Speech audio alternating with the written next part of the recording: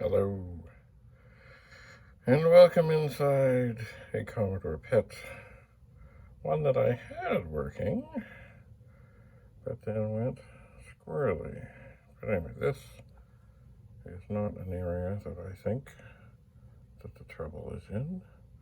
I'm just scanning around, but I'm going to scan around better, because I looked at a thing online from this fella who tells you how to fix things. And I've referred to him before. Maybe he's referred to me a time or two, I don't know. And he says, on the oldest original board, that what's causing my trouble is a 6540 video ROM. This is a 1978 board. It is not the most original, oldest thing. I guess maybe it's the second. I don't know, but I'm just looking with this video very closely to see if I can find what that may be. Now this one is tough because, of course, well, it's some corroded. And no, that doesn't. And that, just a moment. I'll give that a bit of a rub.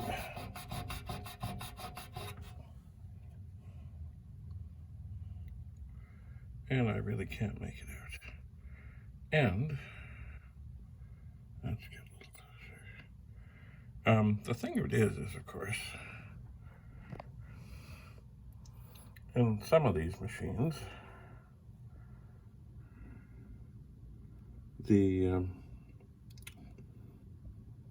well, like the BBBS PET, a lot of the things are EEPROM, so they don't have the original numbers on them.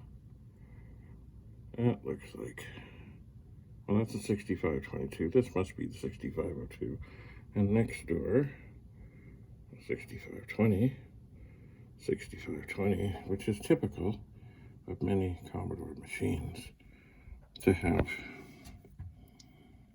a pair of such chips. My gut tells me that this might be it. I am not sure. What I think I might do is, initially this machine had, well, it was missing a 6520 chip. It was missing, where'd we go? This chip was not there. And then so anyway, when I put that in, it got a cursor, but then things were weird. And then I stole the 6520 chip out of the BBBS PET, and the machine was up and working. And then I left it to be tortured for many, many, many, many hours, and, well, it failed. Which is, of course, I mean, if you want to find a failure, leave it to burn in. Yes, leave it to burn in.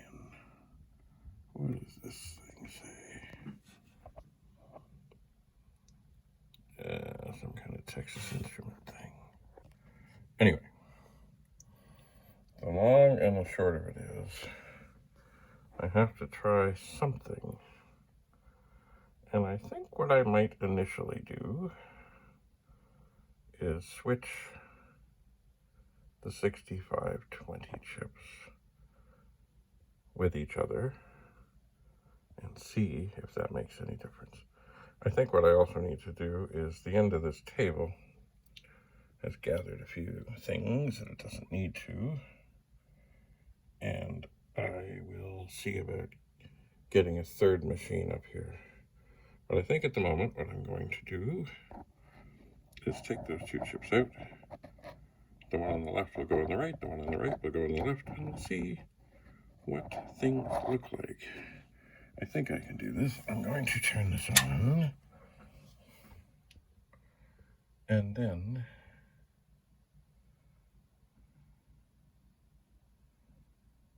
why am I seeing nothing on the screen? Am I plugged in?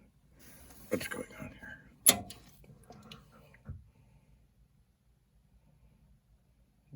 what's changing. What's going on here? I haven't taken anything out. I really haven't touched anything.